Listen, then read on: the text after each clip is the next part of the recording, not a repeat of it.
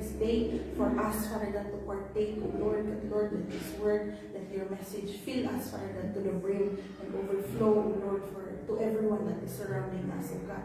That, Lord, everything that we will learn today, we will take it to heart, we will plant it in our souls, oh God. That, Lord, it will flourish, Father God. And Lord, we don't want to anoint me, anoint my lips, anoint my mind, hide me behind thy cross, oh God, and we glorify your name. Everything that I will say today, Father God, that has come from you. And we thank you for this message, we thank you for this day, and we thank you for this opportunity. In Jesus' name we pray. Amen. Amen. Amen. Praise the Lord. Last week, pumunta ako sa Banbury. I have, sabi ko, Lord, ano yung message ko? Naka-ready na eh. Naka-ready na. Sinabi ko dito ng Friday. Tapos biglang, last minute, naiba. Naiba. Sabi ko, Saturday pa man din nagparamdam si Lord na hindi. Parang ito yung direction ng message mo. Gusto ko doon. So parang naiba siya. Tayo lang natin siya. So ngayon, nung nag-message na ako doon, sabi ko, Lord, anong i-message ko doon? Tapos sabi niya, ito. So parang it's still related, it was still related to what I was preparing kasi they told me 3 weeks in advance na sa Banbury ako mag-message on the last week of July. And nung pagdating ko doon, sabi ko, sige, ayusin ko na lang doon na sa Banbury. And then pagdating ko doon, sabi ni Lord, ibahin mo yung message. So kung ito yung papunta ko, pag ganon tayo. Kaya sabi ko, okay, sige Lord, paano kaya ito? Tapos 11 o'clock na ng gabi, message ako kay Pastora, hindi ko alam ano gagawin ko.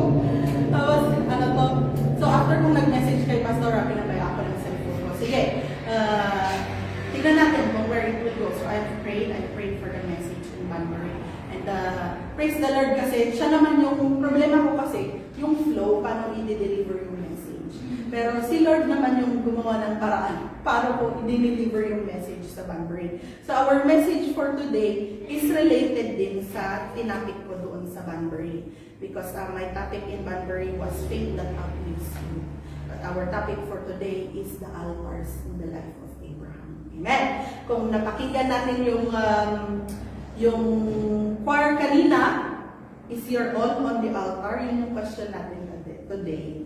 So, ano nga ba ang altar? So, altar in the Old Testament, it was used as a sacrificial place. Para siyang raised siya, and then dyan mo ilalagay yung sacrifice mo kay God. So, may it be an animal, o ano man yung ibibigay mo kay Lord na sacrifice. And it is also a place of worship. So, it is a place of worship, it is a place of sacrifice. So, it was a raised platform with a flat surface. So, it was a place for consecration as well. What is consecration? It is to make something holy. And it is also a place yung kung desire ng tao na maging ibigay niya yung sarili niya sa Panginoon, he will also go to the altar. Diba? So, ganun yung gamit ng altar. Yun yung definition ng altar. So, it is also a physical manifestation of faith and obedience to God. Because in the Old Testament, talagang yung altar ay they use it for everything na pag meron silang ginawa na masama, or they will give something, an offering to the Lord, and then their sins will be forgiven. Diba? Ganon noon. And sabi din doon, altars in the Bible can teach us much about worship today. Because worship is not just an act, it is a lifestyle. Di ba pag nag-worship tayo, hindi lang naman siya parang dahil sinabing mag-worship ka, mag-worship ka. Kundi, it is a lifestyle. So, we must incorporate it in every day of our lives. Because doon na sa altar, it is a sacrifice, it is a place of worship. So, doon sa pagpunta natin doon sa altar, it is to worship God. Amen? It is to give sacrifice to the Lord. So, worship is by the means by which we enter into the presence of God. But it is also the means by which we welcome God to enter into our lives, into our families' lives, into our city, into our homes, into our world. Amen? So, yun yung pag-worship natin. So, it is not just, dahil sinabi, you will do it. But, of course, it is a lifestyle. So, we must do it every day of our lives. We must do it kahit na nasa work you can already worship. Pagdadrive sa trabaho, you can already worship. Kasi it is by means na pag nag-worship ka, the Lord will come into your life. And also, you are entering also His courts. Amen. Because in Psalms 22 verse 3, Psalms 22 verse 3, it says there in NKJV, sorry, magsaswap-swap tayo ng NKJV, NIV, and NTNS today. Sabi sa NKJV, but you are holy, enthroned on the praises of Israel.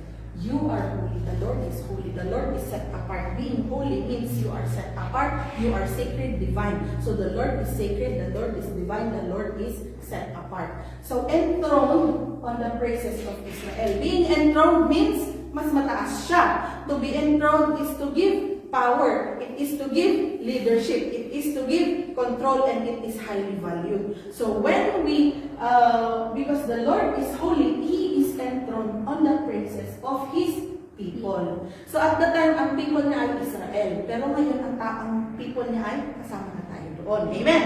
So He is enthroned on the praises of His people. So when we praise His name, we are giving Him control over our lives. When we worship His name, we are giving Him leadership over where we will go.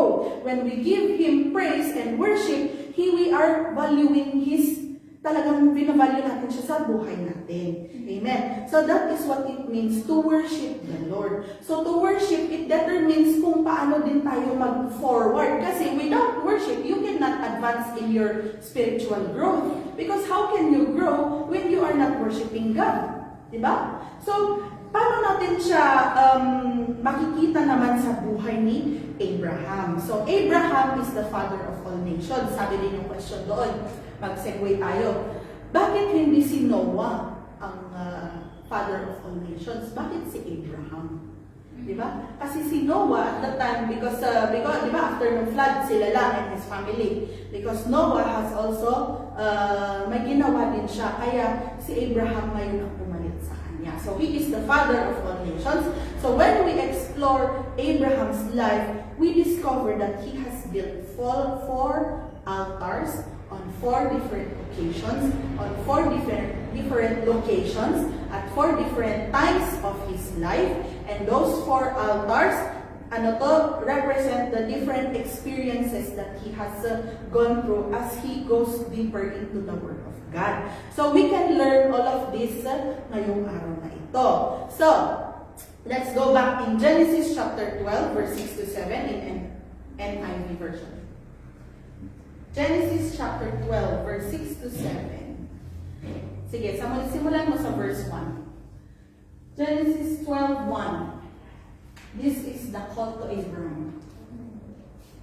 The Lord had said to Abraham, "Go from your country, your people, and your father's household to the land I will show you." Imagine that, go, sabi lang niya, go from your country, your people, your father's household to the land I will show you. Imagine yung sinabi ni Lord sa'yo na go, iwan mo lahat yan. Iwan mo yung bahay mo, iwan mo yung sasakyan mo, iwan mo lahat ng resources mo, iwan mo yung trabaho mo, and go to the land I will show you. Many of us today will say, parang ang hirap iwan. Kasi you've already built that life that you have right now. And then sabi ni Lord, iwan mo lahat. And then just go. And then in verse 2, I will make you into a great nation and I will bless you. I will make your name great and you will be a blessing. So I will make you into a great nation. So si Abraham na sinabi yung promise niya. And I will bless you. I will make your name great. So yan yung promise ng ating Panginoon kay Abraham nung sinabi niya na go. Imagine that at that time hindi niya pa alam kung saan siya pupunta. Sinabi lang ng Panginoon, go to the land I will show you. And then hindi niya naman alam kung anong mangyayari doon. Diba? And sabi niya doon naman when we go, when we obey the word of God, there will be blessing. I will bless you, sabi niya doon. I will make your name great and you will be a blessing as well. Imagine walking blessing si Abraham kung saan siya pupunta. Sige, let's move on. Verse 3. I will bless those who bless you, and whoever curses you, I will curse. And all the peoples on earth will be blessed through you. So all the peoples on the earth will be blessed through Abraham. It is by Abraham that we are blessed. Amen. Because, sabi nga doon, I will make you into a great nation. Your descendants will be as many as the stars in the sky and as many as the sand on the sea. So, sige, let's move on to mag-jump tayo, verse 6. Abram traveled through the land as far as the site of the great tree of Moreh at Shechem. At that time, the Canaanites were in the land. Verse 7. The Lord appeared to Abraham and said, to your offspring I will give this land. So he built an altar there to the Lord who had appeared to him. So that is the first altar that Abraham has made. And this altar is an altar of salvation and praise. So because the Lord has said to Abraham that I will give you to your offspring, I will give this land to your offspring, meaning the future generations. So that is our salvation right now. Na yung land na binigay ni Lord kay Abraham, sa offspring ni Abraham, that is what we are standing on right now. That is our salvation. And because sinabi ni Lord, may promise si Lord sa kanya na to your offspring, I will give this land, He built an altar there to the Lord because that is an altar of praise of what He has promised to Abraham. Kaya tignan din natin when Abraham first received his promise to God, the Canaanites were there. So, sa verse 6, balik tayo. Sabi daw, Abraham traveled through the land as far as the site of the great tree of Moreh at Shechem. At the time, the Canaanites were in the land. So, the Canaanites was ruled by flesh. So, tignan natin dun sa when they arrived in the land of Canaan, the Canaanites were cruel, they were corrupt, and they were callous people. Kaya tingnan natin doon, Abraham have left the familiar, yung safe environment in his own place, his family, para sa unknown land that is filled with people who represented all kinds of problems and threats to Abraham's safety. Kaya kung tignan natin doon, bakit naman Lord, tinanggal mo ako sa lugar na ang ganda-ganda ng buhay ko doon, andun na, komportable na ako, tapos dinala mo ako sa land na kung saan marami palang problema. Bakit naman Lord? Kasi doon sa lugar ng Canaan, doon na natin makikita na the Lord will flourish Abraham. He will use Abraham. He has planted him from where he was to where he will go.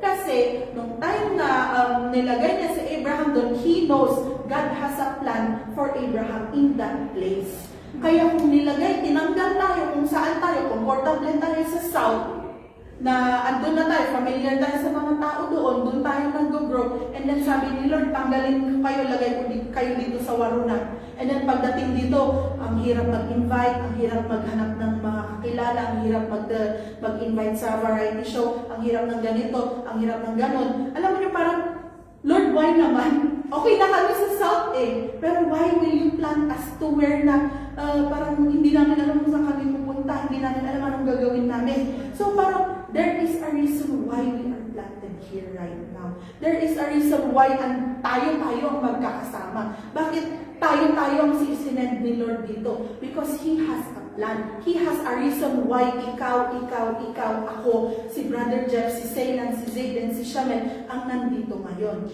He has a plan and we have to trust in that plan even though we do not know kung ano ang paparating. Kasi sabi nga doon by faith, Abraham has obeyed even though he does not know where he will go. Hindi naman sinabi ni Lord kung saan pupunta si Abraham. Sinabi lang niya, to the land I will show you. So, ipapakita pa niya. Hindi niya sinabi kung saan. So, alam niyo, kung sinabi ni Lord siguro sa kanya na pupunta ka doon sa land ng Canaanites, ay baka umatras si Abraham kasi alam na Abraham na that is a place full of corrupt people, full of callous people, full of problems. Kaya, basta talagang makikita natin doon yung trust ni Abraham kay Lord. Amen? Because, doon na sa Canaan, Kaya tingnan niyo talaga, ginamit ni Lord si Abraham, tinanggal niya, nilagay niya sa Canaan. And Canaan soon became the promised land for the people. Di ba? Kaya talaga, hindi natin alam kung bakit at that time. Si Abraham at that time, siguro nagtataka siya, bakit ako dinala dito? Pero, down the line, Canaan became the promised land. Kung saan nilagay ni Lord si Abraham. So, he was the start ng blessing ni Lord na pinurmak niya sa pamilya. Amen. So, tignan natin doon sa Ephesians 6 verse 12. Because this place is a spiritual blessing, it is found amidst real threat. So, in a similar sense, us as believers, we have faith in Christ. Pero sabi din doon, in our world right now, for our struggle is not against flesh and blood, but against the rulers, against the authorities, against the powers of this dark world, and against the spiritual forces of evil in the heavenly realms.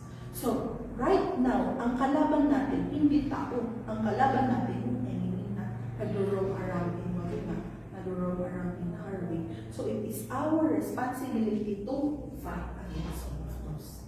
Amen? Kaya talagang pag meron tayong mga nanginid na we pray for them. Because our prayer, yun nga, we put on the full armor of God. We have tackled this with Pastor Abel. We put on the full armor of God para we are able to fight against these rulers of darkness. Imagine that. It is not against flesh and blood. Against the rulers, against the authorities, against the powers, against the spiritual forces. Anong laban natin doon kundi lang yung ating Panginoon? Amen? Kaya talagang kung tinitignan natin sa panahon ngayon, yan ang kalaban natin. Even right now, even doon sa pag-invite natin sa Harvey Variety Show natin, it is also a battleground. Kaya let us pray all the more that we fight.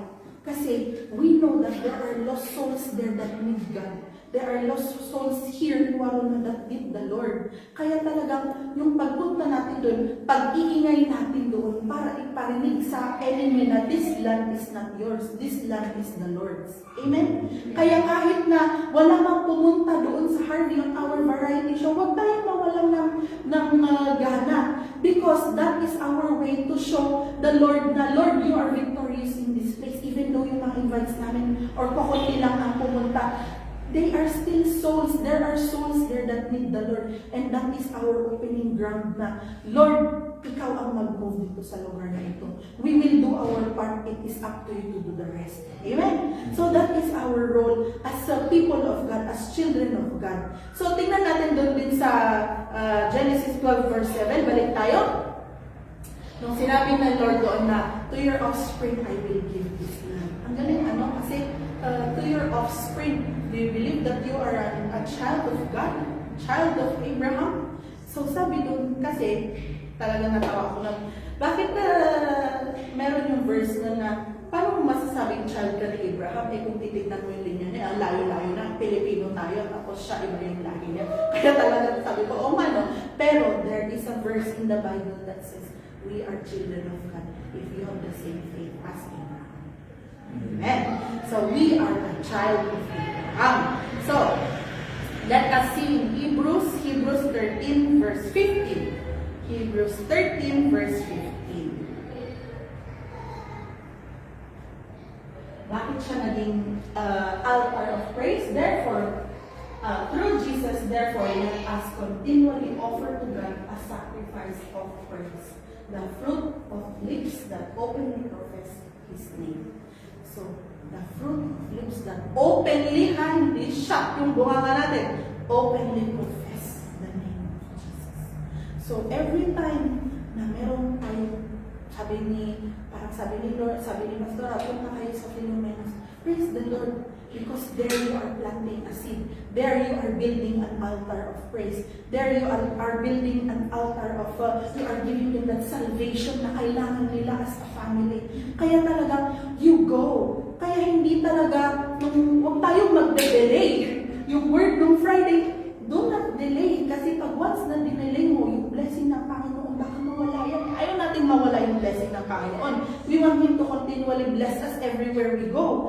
Kaya let us continually offer up a sacrifice of praise. Because faith is stepping out of nothing and landing onto something.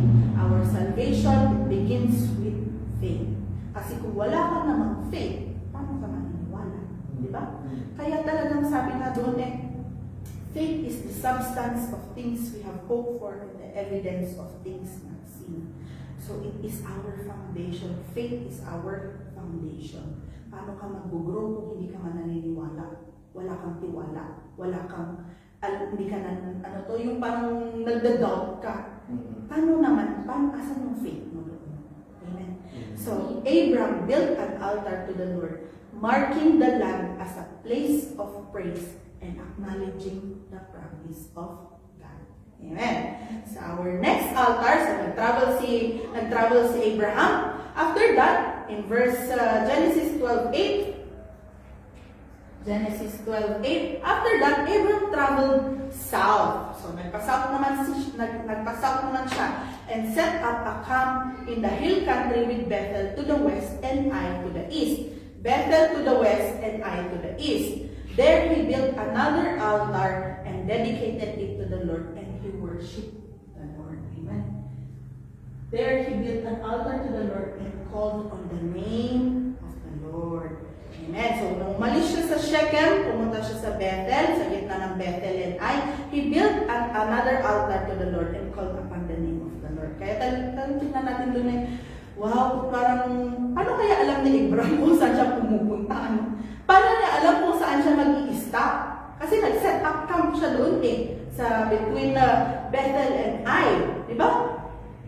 Kaya tingnan natin doon sa, saan na yun? Genesis 13:3-4. Genesis 13:3-4. From the Negev, he went from place to place until he came to Bethel, to the place between Bethel and Ai, where his tent had been earlier. Keep going. And where he had first built an altar, there Abraham called on the name of the Lord. So, tingnan natin. So, nung pumunta siya sa Bethel, between Bethel and Ai, and then pumunta siya sa land ng Egypt. So, between chapter 12 and chapter 13, may nangyari. Anong nangyari nun? Pumunta siya sa land of Egypt. Kasi, umaalis siya dun sa famine of the land. Ngayon, pagdating niya doon sa Egypt, parang, alam mo, nagkaroon doon na test yung judgment ni Abraham. Kasi wala mang nagsabi sa kanya na pumunta siya ng Egypt.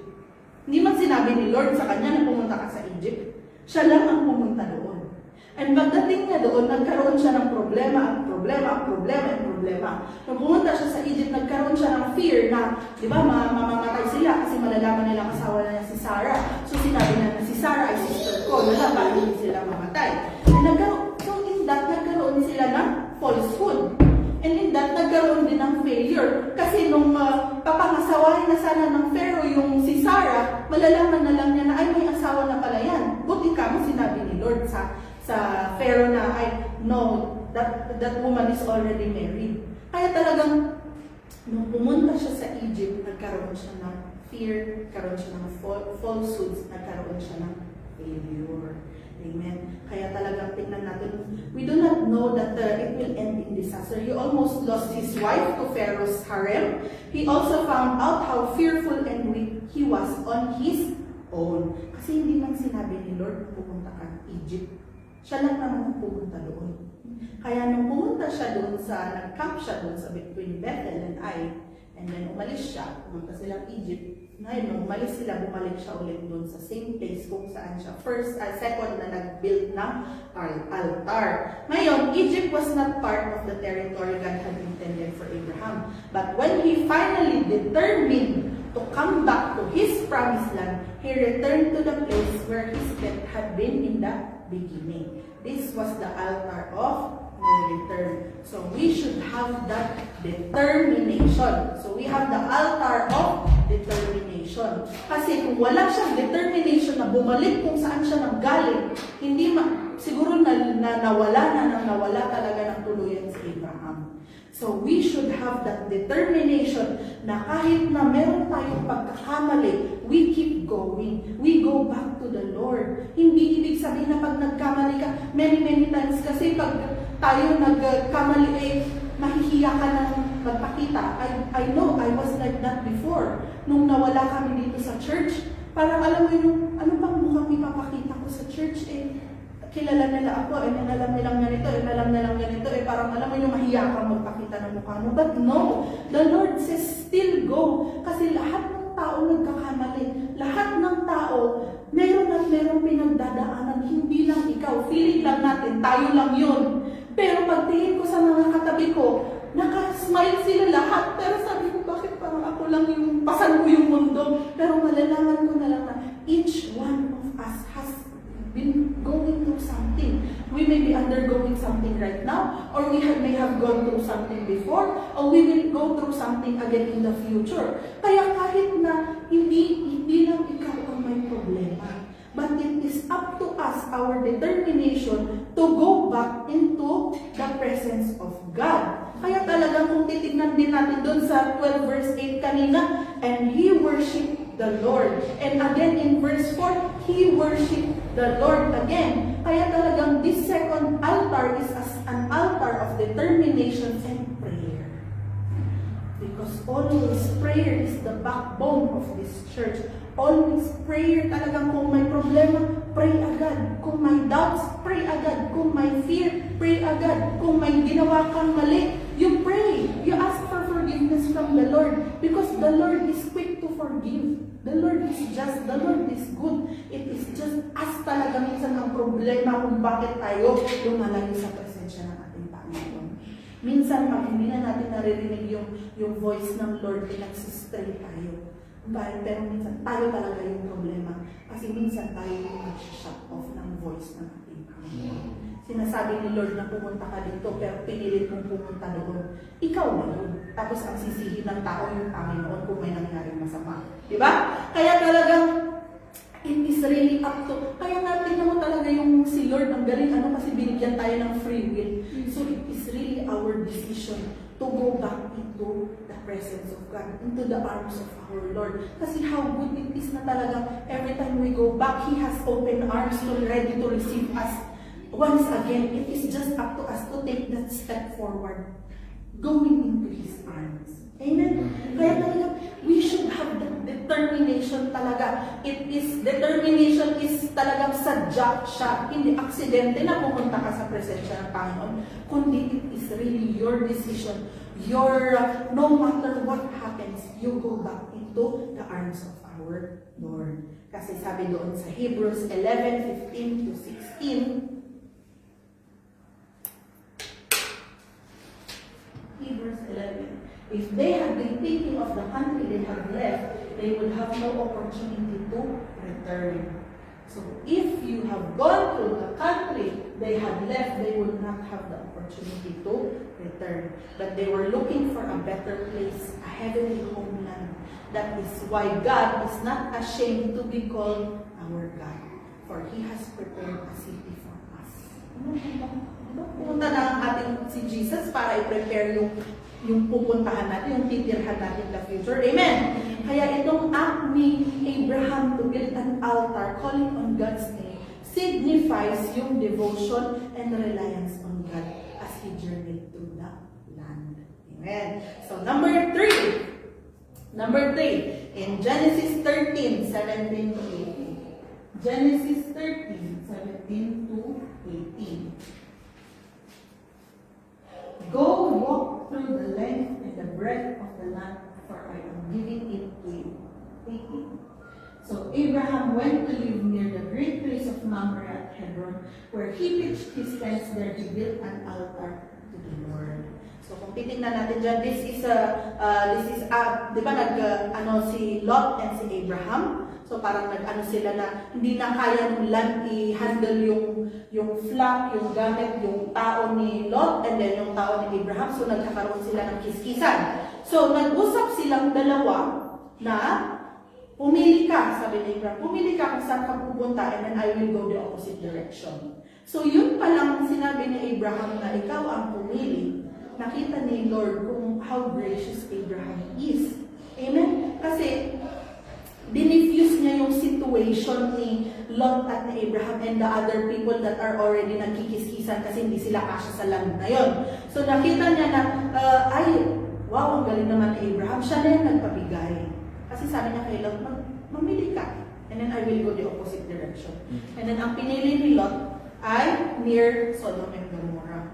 Kaya, more on that later on. But anyway, so doon nag-usap sila na, okay, I will go over there and then I will go over here. Ngayon, pumunta si Abraham sa Great Trees of Mamre at Hebron where he pitched his tents. So, nung pumunta na sila doon, he built another altar to the Lord. And this altar is an altar of peace and occupation. It's an altar of peace and occupation. It is an altar of peace kasi dinifuse niya yung situation between him and Lot and the other people that are involved. Kasi talagang yung tinignan natin doon hindi na sila kasya. Pero nung pumunta din naman, tingnan mo sa verse 17,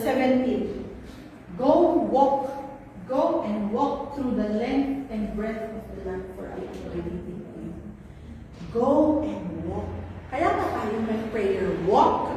Kasi we walk through the land that the Lord has given to us. It is the land that the Lord has given to us. Kaya tingnan mo talagang nung sinabi niyang you walk, minsan, di ba paano mag-measure yung mga lalaki? By steps, di ba? So they are 1 meter to 2 meters. Ganon si Jeffoy pag nagme-measure siya, wala siyang tape measure. Paa ang ginagamit. Sabi ko, paano mo na-estimate yung meter niya? Ay basta. Sabi niya na lang sa akin, okay. Pero it is to men. Yung sinabi niya dyan na to go and walk through the length and the breadth, it is to measure out the dimensions of God's promise to us. Diba? Imagine you walk. Kaya talaga pag nag-walk tayo sa Harvey, minsan yung buong, yung outer mo na para yun yung breadth and length ng promise na ni Lord sa atin. So it is one thing to have promise and one thing to have possession. So promise ni Lord yun sa atin and then it is up to us to go and possess the land.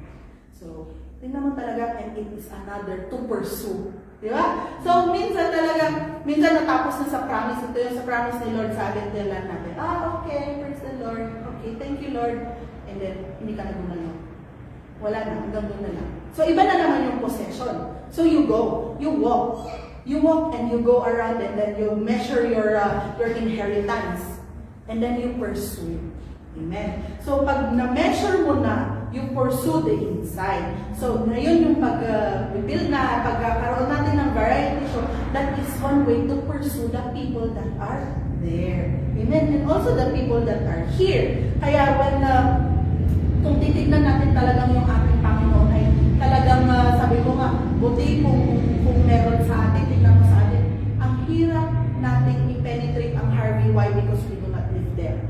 We do not know the people there. Wala sa atin ang my friend doon. Tayo, taga Rockingham, taga Lakelands, pero hindi tayo taga Harvey. So, alam niyo, parang ako din yun yung ko na, Lord, anong gagawin natin? How will we penetrate that their community? Knowing na hindi kami nakatira doon. Kaya talagang sabi ni Lord, you have to go, talagang sadyain mo. Every time talaga na may makilala doon, sabi nila, taga Lakelands kayo, ba't kayo nandito? Ang layo. Imagine 1 hour from Lakelands. More pa pag galing Rockingham. Di ba? Kaya bakit kayo nandito? Ano kayo?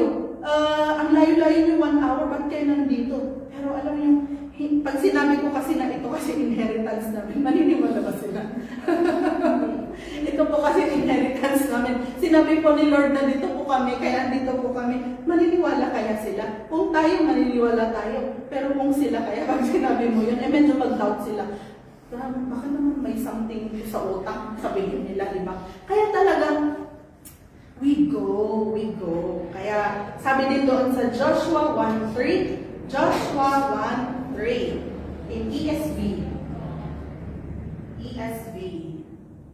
Joshua 1:3 in ESV version. Kasi may specific word doon.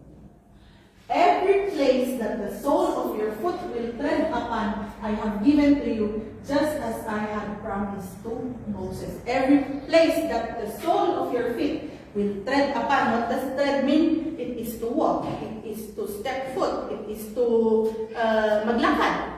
So the word tread in Hebrew, it means dominion, it means authority, and it means advancing forward. So when the Lord says you tread upon, it means you take up your weapons and fight against the powers of darkness. So yung ating paglalakad doon, it is already a weapon. Amen? Kaya, this altar was constructed after God reiterated His promise to Abraham, assuring him that all the land he could see will be given to him as he and his descendants forever. Hindi lang 1 year, hindi lang 2 years, kundi forever. The altar at Hebron represents Abraham's faith in God's promise and his commitment to worshiping the Lord in the land that was to be his inheritance. So it was the altar of peace and occupation. Amen. So we live to praise the Lord. Kung sila Ate May, doon bumili ng bahay. Diba? Praise the Lord, kung si Hazel doon nakahanap ng sponsor niya. E di mas madali na kasi nandun na tayo. Pero we never know. Kaya we pray for us to be able to penetrate that community. Amen. And number 4, it is the altar of provision and dedication. In Genesis 22, verse 9. In Genesis 22, verse 9.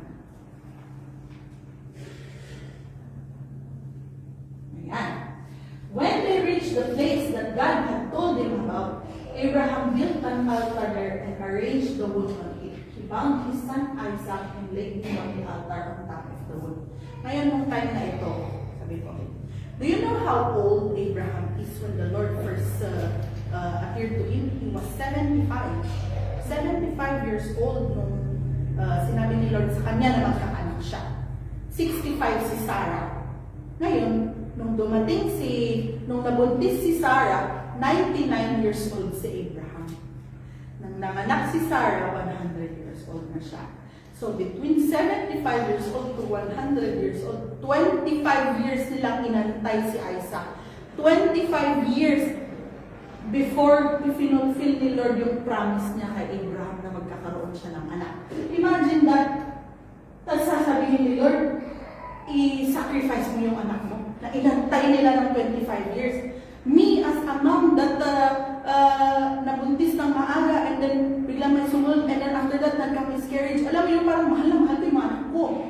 Tapos to ask for the Lord to ask na i-sacrifice mo yung anak mo. Parang, Lord, why?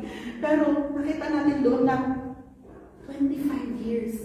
And before fulfill ni Lord yung promise niya kay Abraham na magkakaroon siya ng anak, Abram became Abraham. So Abram was, what is the name of Abram? It is highly, I think it was highly favored.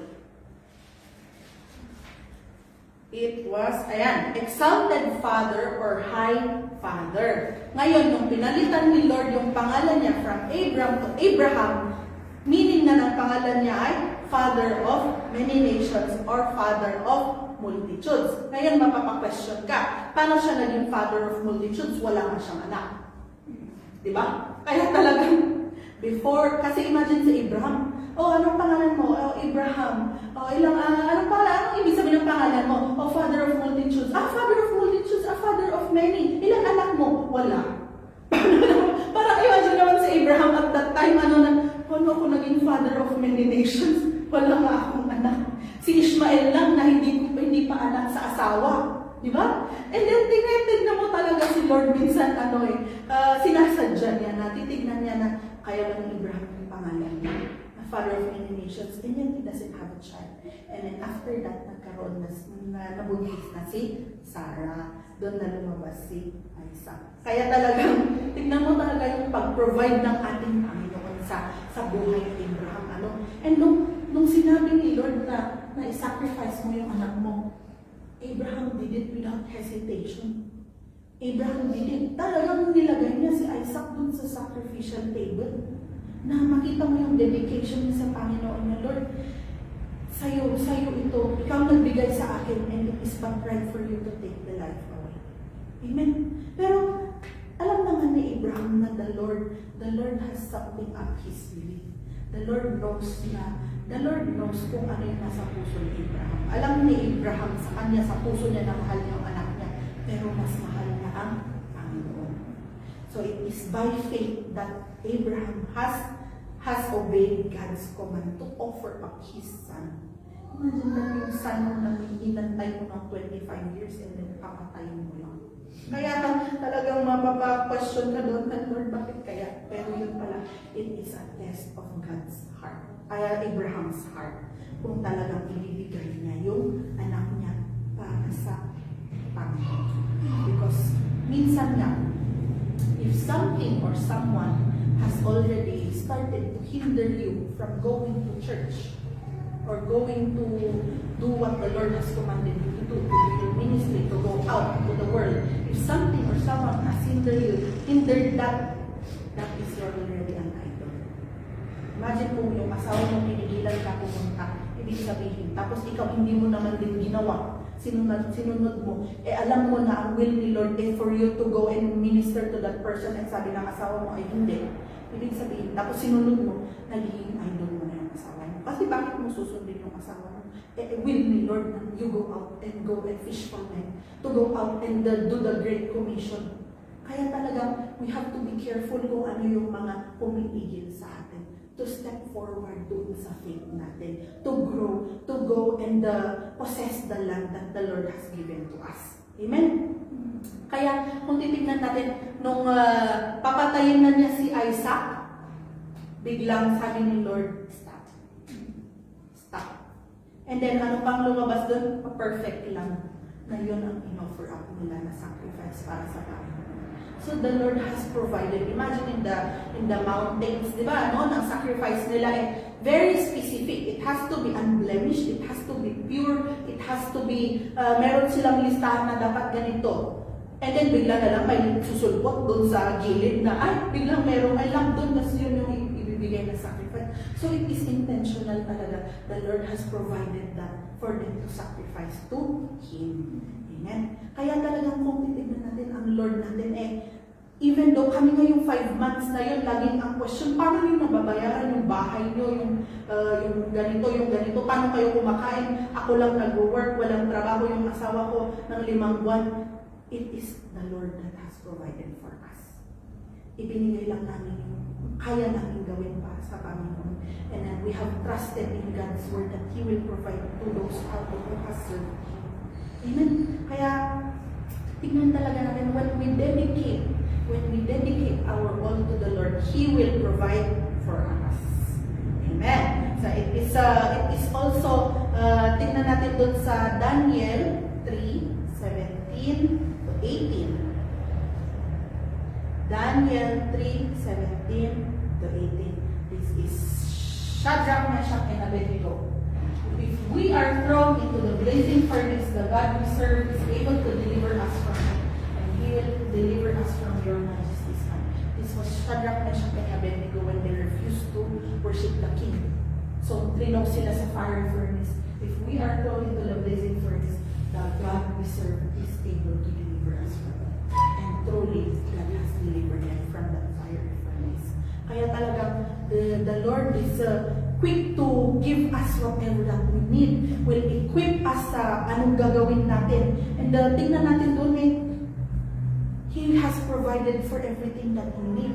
Tingnan mo nga itong variety show, parang alam mo yung parang na gano'n yung utak ko, anong kailangan gawin, anong kailangan. Kasi in this world, ang tumatakbo ay pera. So you need to buy this, buy that, pay for this, pay for that. Pero it will be, I trust that the Lord will be the one that will provide. Because this variety show is for Him.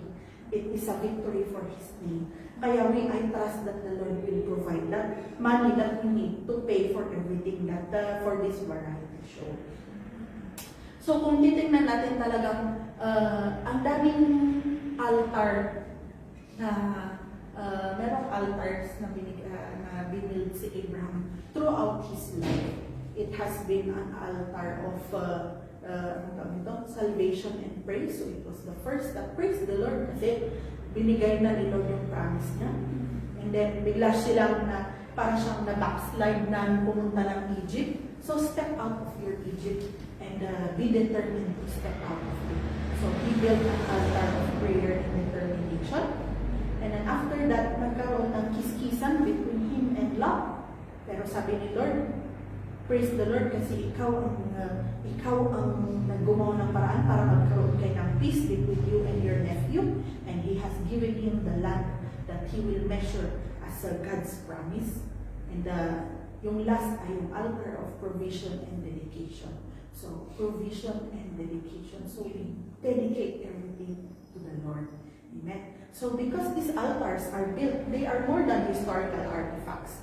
They are enduring symbols of faith, of obedience, and a covenant relationship between God and His chosen peoples. And through these altars, Abraham not only worshipped God, but established a legacy of faith that would be carried on by his descendants. Kaya tingnan natin, every human heart has an invisible altar, where the war between the flesh and the spirit ay nagkaganonan. So when we surrender areas of our lives to the control of the Holy Spirit, we are in effect of laying that area on the altar before God. So if we see something that is not of the Lord, we lay it out towards the altar and the Lord will do the rest.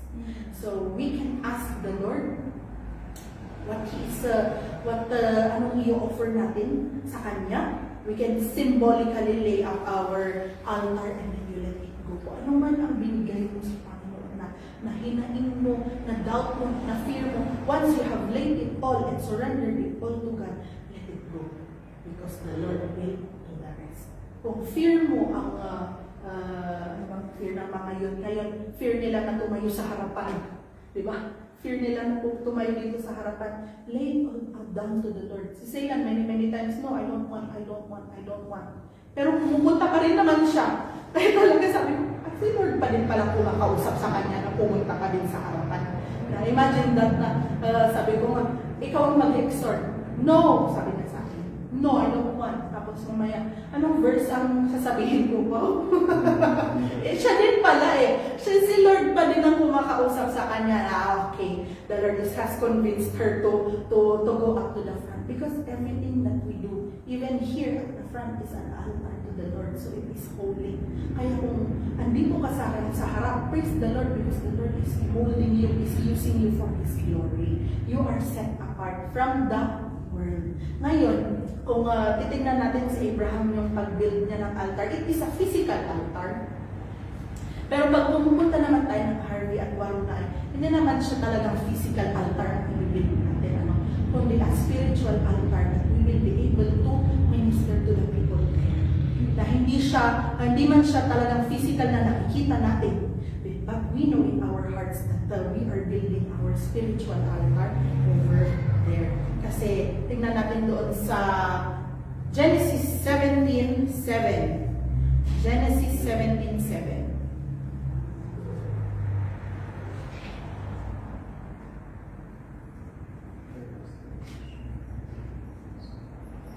I will establish my covenant as an everlasting covenant between me and you and your descendants after you for the generations to come, to be your God and the God of your descendants after you. Kaya tingnan mo talaga yung promise ng Panginoon.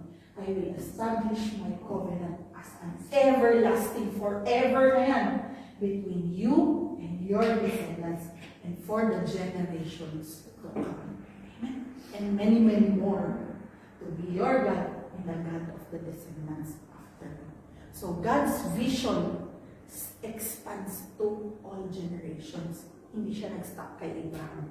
Si Abraham yung nag-start, pero hindi natapos kay Abraham. It has gone through the generations. Amen? So, by the end of Abraham's journey, the blessings God has promised were set firmly in motion. And through the highs and the lows, God remained faithful. Kaya tingnan din natin last verse in Galatians 3 verse 7. Galatians 3 verse 7. Understand then that those who have faith are children of Abraham. So that is the promise the Lord has given to us. Those who have faith are children of Abraham.